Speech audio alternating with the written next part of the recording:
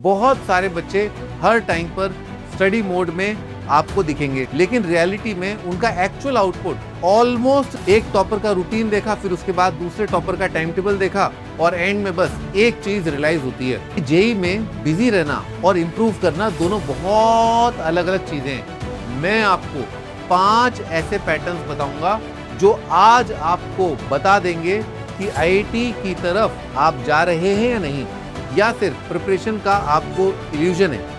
और इसका सबसे पहला साइन होता है मेरे भाई, आप आईआईटी की प्रिपरेशन कर रहे हो और मैं आज ही प्रेडिक्ट कर सकता हूं कि आपका सिलेक्शन होगा या नहीं। यस, अभी से।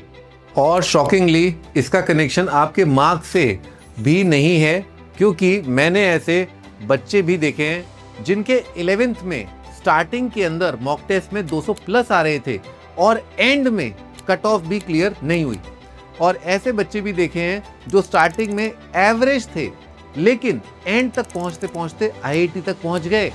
डिफरेंस कहां था पता है आपको? हैबिट्स में। क्योंकि जेई में एक बहुत डेंजरस ट्रैप होता है जहां आपको लगता रहता है कि यार प्रिपरेशन चल रही है, लेक्चर देख लिया, नोट्स बना लिए, स्ट्रैटेजी वीडियो देख ली और दिमाग को लगता रहता है हाँ भाई प्रोडक्टिव डे था। लेकिन असली क्वेश्चन ये है, आउटपुट आ रहा है क्या? क्योंकि जेई में बिजी रहना और इम्प्रूव करना दोनों बहुत अलग अलग चीजें हैं। और इसी वजह से आज मैं आपको 5 ऐसे पैटर्न्स बताऊंगा जो आज आपको बता देंगे कि आईआईटी की तरफ आप जा रहे हैं या नहीं, या सिर्फ प्रिपरेशन का आपको इल्यूजन है। और इसका सबसे पहला साइन होता है मेरे भाई, फेक प्रोडक्टिविटी। बहुत सारे बच्चे हर टाइम पर स्टडी मोड में आपको दिखेंगे, लेकिन रियलिटी में उनका एक्चुअल आउटपुट ऑलमोस्ट जीरो होता है। और ऑनेस्टली ये आपका सबसे बड़ा डेंजरस ट्रैप है, क्योंकि आजकल आप देखो प्रिपरेशन तो बहुत कम बच्चे कर रहे होते हैं, प्रिपरेशन का कंटेंट ज्यादा कंज्यूम कर रहे हैं। एक लेक्चर खत्म हुआ नहीं कि आपका दूसरा लेक्चर स्टार्ट हो जाता है। एक स्ट्रेटेजी वीडियो देखी, फिर नेक्स्ट रिकमेंडेड देखते हैं। एक टॉपर का रूटीन देखा, फिर उसके बाद दूसरे टॉपर का टाइम टेबल देखा और एंड में बस एक चीज रियलाइज होती है कि मैं इतना बिजी हूं पर फिर भी मेरे एग्जाम में मार्क्स क्यों नहीं आ रहे? क्योंकि बच्चों आपके दिमाग को ये लग रहा होता है कि आप काम कर रहे हैं पर रियलिटी में एक्चुअल स्ट्रगल हो ही नहीं रही। और बेटा मैं बोल बोल के थक गया हूं कि जेई सिर्फ देखने से क्रैक नहीं होता। जेई तब क्रैक होता है जब आप डिफिकल्ट क्वेश्चन के सामने अटकते हो, फ्रस्ट्रेट होते हो और फिर भी आप सॉल्व करते रहते हो। वही आपकी आईआईटी की रियल प्रिपरेशन है। इसीलिए कमेंट सेक्शन में अभी जाकर के लिखो, I will not lose JEE. क्योंकि बेटा जब तक आप खुद मेंटली डिसाइड नहीं करोगे तब तक कंसिस्टेंसी कभी सस्टेन नहीं होगी। और कमेंट को लेफ्ट स्वाइप करके हाइप भी कर देना, जिससे ये वीडियो बाकी बच्चों तक भी पहुंच सके। और मेरे भाई, जब आपकी प्रिपरेशन के अंदर एक्चुअल स्ट्रगल की जगह सिर्फ कंटेंट कंजम्पशन बढ़ने लगता है तो धीरे धीरे बच्चा क्वेश्चन से ज्यादा लेक्चर्स पर डिपेंडेंट होना स्टार्ट हो जाता है। और वहीं से स्टार्ट होता है ये next dangerous pattern, lecture addiction.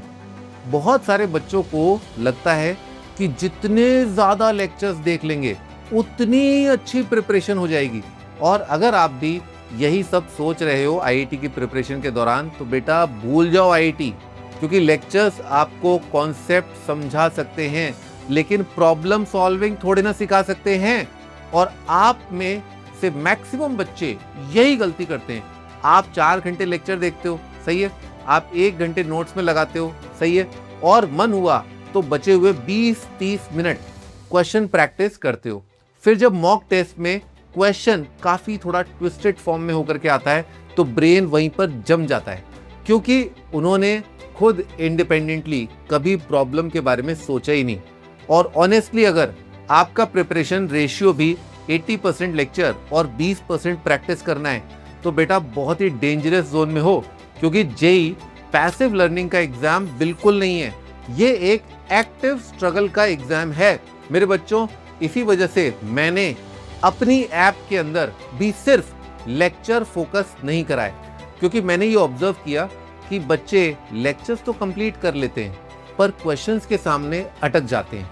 इसीलिए मेरी ऐप चौहान सर मैथ्स में मैंने proper PYQs, practice sessions, test discussions और स्ट्रक्चर्ड सॉल्विंग अप्रोच पे बहुत ज्यादा फोकस किया है, ताकि आप सिर्फ कॉन्सेप्ट को समझो नहीं, उन्हें एक्चुअली में सॉल्व भी कर पाओ।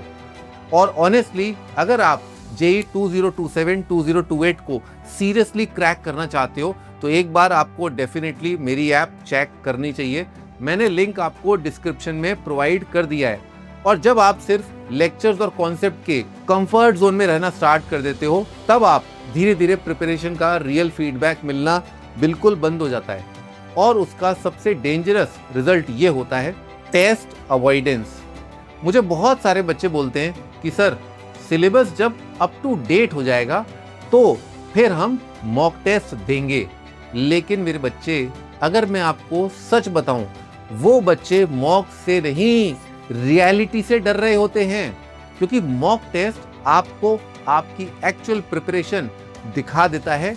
और इसी वजह से बहुत सारे बच्चे मॉड्यूल सॉल्व कर लेते हैं लेकिन टेस्ट में आपके मार्क्स बिल्कुल कोलैप्स हो जाते हैं, क्योंकि आपका या उनका ब्रेन प्रेशर हैंडलिंग के लिए ट्रेन हुआ ही नहीं है। और बेटा याद रखना, जेई में कॉन्सेप्ट से ज्यादा इंपॉर्टेंट होता है कि प्रेशर के अंदर आप कैसे काम रहें। इसीलिए टेस्ट को बिल्कुल अवॉइड नहीं करना है।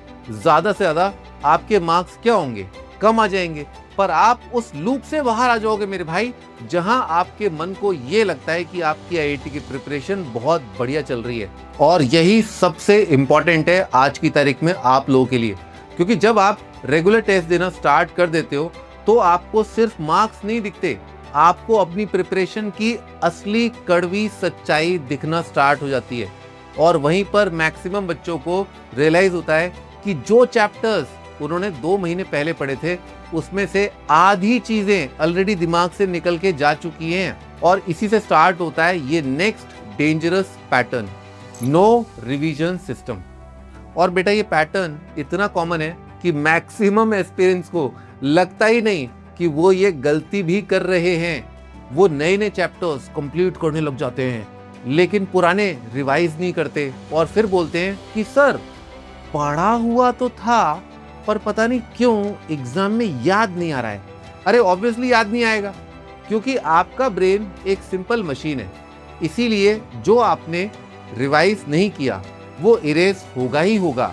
और इसी वजह से टॉपर्स सिर्फ सिलेबस कंप्लीट नहीं करते मेरे भाई, वो सिलेबस को बार बार लगातार रेगुलरली डिसिप्लिन तरीके से रिवाइज करते हैं। Short notes, formula sheets, error copy, mock analysis, ये सब सुन के आपको लगता है अरे इतना पढ़ने के बाद ये एक्स्ट्रा चीजें ये भी करनी पड़ेंगी क्या।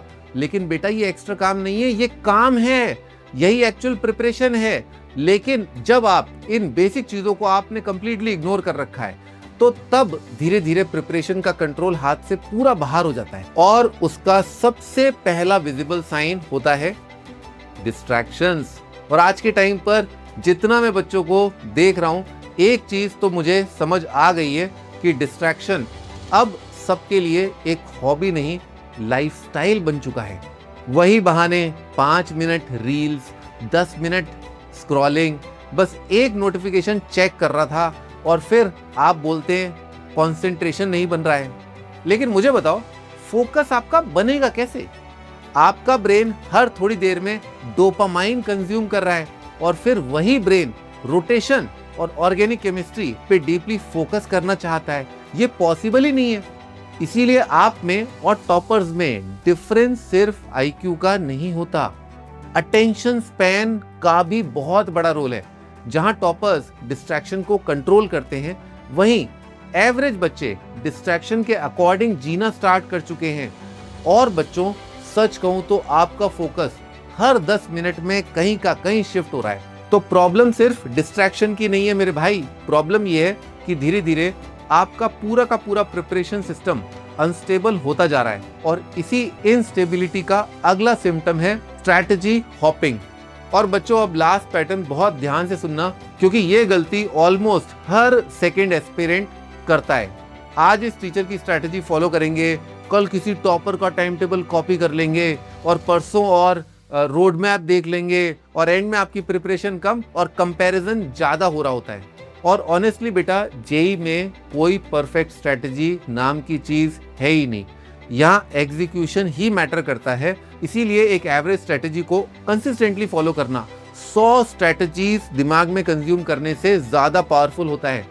क्योंकि सिलेक्शन उन बच्चों का नहीं होता जो हर वीक नए प्लान्स बनाते हैं। सिलेक्शन उन बच्चों का हो जाता है जो बोरिंग चीजों को भी कंसिस्टेंटली रिपीट कर पाते हैं। मैंने खुद इस साल कई बच्चों को मेंटोरशिप प्रोवाइड करी। आप यकीन नहीं मानेंगे, जब मैं मेंटोरशिप के लिए उनको कॉल करवाता था कि आपको फला फला टाइम पर जो है मीटिंग पे आना है, जूम कॉल पे आना है, तो वो बच्चे जबकि उनका स्टडी टाइम चल रहा है, दे वर एबल टू रिप्लाई।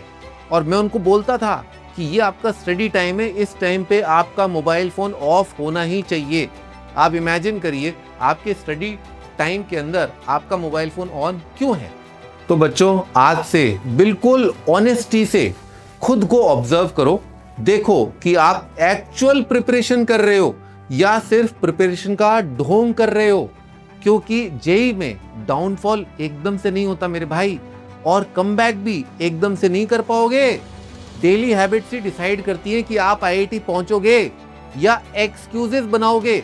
मुझे उम्मीद है कि आज के वीडियोस ने काफी क्लैरिटी तो आप तक जरूर पहुंचा दी होगी। और अगर आपको वीडियो सच में हेल्पफुल लगी तो आप जरूर लाइक करना, अपने दोस्तों के साथ शेयर जरूर करना और चैनल को सब्सक्राइब अभी के अभी कर लो। बिल्कुल भूलना मत, क्योंकि इस रेस में आप अकेले नहीं हो। मिलते हैं नेक्स्ट वीडियो के अंदर।